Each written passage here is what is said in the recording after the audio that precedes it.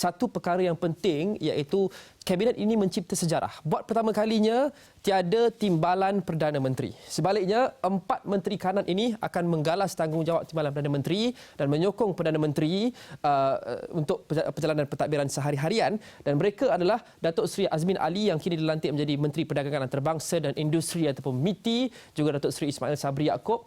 Kementerian yang agak kanan diberikan kepada beliau, Kementerian Pertahanan, sebelum ini menjadi Ketua Pembangkang, kini menjadi salah satu pemegang portfolio Kementerian Kanan, dan beliau sudah tentu pernah memegang Kementerian Pembangunan Luar Bandar sebelum ini dalam Kabinet Barisan Nasional.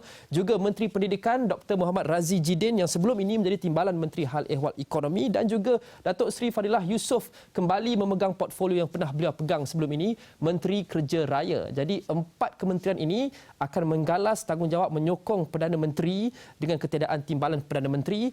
Jika Perdana Menteri mungkin indisposable ataupun unavailable, tiada selepas ini, bagaimana mereka ini akan menggalas tanggungjawab, bagaimana dari segi prosedurnya dan sebagainya, mungkin itu kita akan boleh bincangkan selepas ini. Dan saya juga mahu pergi ke muka surat yang seterusnya selepas ini, kerana kita sering bercakap berkenaan dengan perwakilan parti dalam Kabinet. Kalau kita boleh tukar kepada muka surat yang seterusnya, kita lihat di sini pecahan Menteri Kanan dan Menteri Kabinet mengikut parti. Kalau kita lihat parti yang terbesar dalam Perikatan Nasional dari segi kerusi parlimen, 39 kerusi UMNO. Kalau kita boleh lihat grafik yang seterusnya di sini, mereka diberikan portfolio yang terbesar dari dalam Kabinet dengan 10 menteri, 39 ahli parlimen, termasuk beberapa kementerian yang agak penting seperti Pertahanan, Kementerian Pengajian Tinggi, Kementerian Luar. Kemudian yang kedua terbanyak, kerusi parlimen 9 bersatu, mereka diberikan 30 kerusi parlimen, 9 portfolio diberikan kepada bersatu, sudah tentu Perdana Menteri, juga beberapa kementerian kanan seperti MITI sebentar tadi, Kementerian Pendidikan dan juga Kementerian Dalam Negeri. Kemudian kita lihat yang ketiga dan keempat terbesar dari segi perwakilan kerusi parlimen, GPS dengan 18 kerusi, PAS juga 18 kerusi di parlimen dalam gabungan Perikatan Nasional ini. Mereka masing-masing diberikan 4 portfolio kabinet dan juga 3 portfolio kabinet. GPS memegang beberapa kementerian yang agak penting seperti KPDN HEP, Kementerian Kerja Raya, Kementerian Pelancongan Datuk Seri Nancy Shukri, dan PAS diberikan 3 kerusi ataupun 3 kementerian, 3 portfolio dalam kabinet baru ini, termasuk Menteri di Jabatan Perdana Menteri, Parlimen dan Undang-Undang, juga Kementerian Alam Sekitar, juga Parti Bersatu Sabah diberikan 1 portfolio, iaitu Menteri di Jabatan Perdana Menteri Hal Ehwal Sabah dan Sarawak, 1 portfolio yang baru. Dan yang paling menarik perhatian adalah golongan profesional yang kita katakan hasrat untuk mewujudkan kabinet teknokrat. Mungkin ini bukan bergelar kabinet teknokrat secara keseluruhannya kerana perwakilannya bukan begitu besar, tetapi 2 pelantikan ini adalah satu langkah pertama yang agak bagus. Kita tahu Menteri Keuangan adalah satu tokoh korporat yang sangat terkenal dalam CIMB sebelum ini, Ketua Pegawai Eksekutif CIMB Tengku Datuk Seri Zafrul Tengku Abdul Aziz, dan juga Menteri di Jabatan Perdana Menteri Hal Ehwal Agama Datuk Seri Zulkifli Muhammad Al-Bakri. 2 teknokrat ini, antara nama yang penting ada lebih banyak lagi, 2 yang penting ini masuk dalam kabinet baru ini. Dan kalau kita lihat dari segi perwakilan yang bukan Melayu, bukan Islam juga, MCA diberikan 1 kerusi ataupun 1 portfolio pengangkutan, dan juga MIC diberikan 1 kerusi Kementerian Sumber Manusia. Dan kita lihat dari segi pecahan dan tabulasinya agak berpadanan dengan kerusi parlimen, dengan kepakaran dan juga perwakilan kaum dan juga perwakilan pelbagai kategori lain dalam kabinet ini. So that was the conversation that my colleague had, Luqman Haris, with a fellow colleague of mine at Agenda a few hours ago. That was trying to recap the conversation that has happened late today, which is the appointment of ministers in this Perikatan Nasional Government.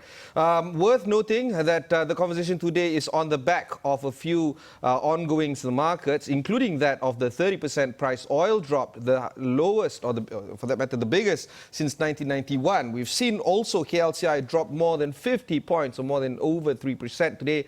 It's lounging at about 1,420 or 1,430 points. It's really awful, so to speak. Not to mention, on the back of this, other market developments, including stock market plunges around the world. Global stock markets is dropped. Right now, we've seen some stocks being opened, but the one that's closing in Asia has also dropped as well. This is expected to see some US bond yields to go at an all-time low. So we know that global markets is terrible. We know that COVID-19 COVID-19 is still ongoing, and in fact, Brunei have just registered their first COVID case. In Indonesia, it's rising up very creepily, creeping very slowly. But in Malaysia, we're hitting 100 cases as well. Plenty of things ongoing right now. But the focus that I want to talk about for this evening, we start off with our conversation with Han Tan, the market analyst at FXTM. Han, I want to talk to you about the appointment of the finance minister. It's not a politician, it's a technocrat. We've all known Zaf, particularly in the corporate circle. What are your initial thoughts of Zaf being appointed as the finance minister? Yeah, I think it sends a signal to investors both onshore and offshore that this current lineup is open to technocrats. Now, on one hand, you have these individuals from the private sector then bringing in their tremendous wealth of experience in Tengku Zafrul's case running a bank. So, in that sense, being able to manage all the different stakeholders that are involved with being the MOF, I think that's going to be a key, as well as the communication of any ensuing policies. You recall with CIMB over the last few years, they had the T18, and then I think after that was like T25 or whatever it is now, right? So I think it's the messaging from the MOF to the various stakeholders, investors in particular. I think they'll be closely monitored moving forward. So this federation has been around for over 63 years. It's not uncommon for people to be hired from the banking sector into the cabinet, but this is the first time that the heavily politicized finance seat is being given to a non-politician. The first time ever. To recall back, we've seen some CEOs being brought into the cabinet. Tan Sri Amir Sham of Maybank was brought in to become the Minister in Prime Minister's Department in EPU. That was in 2008. Right after that, Wahid Omar as well was brought in. But you see, ministers in Prime Minister's Department focusing on policy-driven objectives, including that of planning the economic policy moving forward, is very different from a hands-on ministry like the Finance Ministry. He has to make some very tough decisions, many of which is politically tied. Right. For instance, the GST. We've seen plenty of economists and plenty of analysts, including yourself, hearken for the days back when GST is actually good for the country. Do you think that Zafrul is going to bring back the GST simply because it makes sense? Okay, well, on the basis of, say, strengthening Malaysia's fiscal position, yes, it makes sense, right? You only got to go back a couple of weeks to some commentary out of some of these credit rating agencies, like S&P, for example, who once again highlighted the narrow base when it comes to the number of taxpayers who are bearing the burden of ensuring that the fiscal coffers are adequately supported. So I think, especially at a time like this, I think this is a very pertinent question, given what we're seeing with oil prices right now, right? A 30% drop, as we woke up. That if that doesn't highlight the need for diversified revenue streams for the government, then I don't know what other lesson this government can take. But I'm confident that the policymakers that are in place right now will heed the lessons, not just for the immediate term because of what we're seeing in the markets right now, but also to put Malaysia's fiscal standing in the medium to long term on a more solid foundation. And I think GST will go great ways towards shoring that up. Prior to doing this interview, talking about the pros and cons of not being a politician, handling a very politicized post like the Finance Ministry, do you think that GST is just one of the many decisions that he will have to take that might not augur well with the politicians out there, but it just makes fiscal sense? Right. So to perhaps give it a glass half full spin to this, right? So when you have this senator that comes in who perhaps doesn't have the political baggage or doesn't have the political interests that perhaps other MPs have to take into consideration as their made minister, right?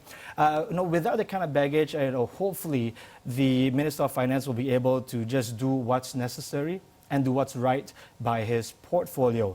Now, if he's allowed to do that, and if there's an overt show of him being able to carry out these policies, execute these policies, regardless of perhaps the political connotation, so to speak, I think that will bode well for markets. So I think keep in mind, a lot of the analysis that we have seen over the last few hours since it was announced earlier today, has been analyzing the makeup of the cabinet via party lines, via racial lines, right? I think investors are able to rise above that noise, so to speak, and be able to use a different lens, and that being a policy-driven lens. And that's set to guide their investment decisions once a lot of these global and macro uncertainties start to dissipate. Okay, we'll go for a short break just to catch our breath because plenty is currently happening right now. When we come back, we'll discuss at length about the markets, particularly that of the FBM KLCI.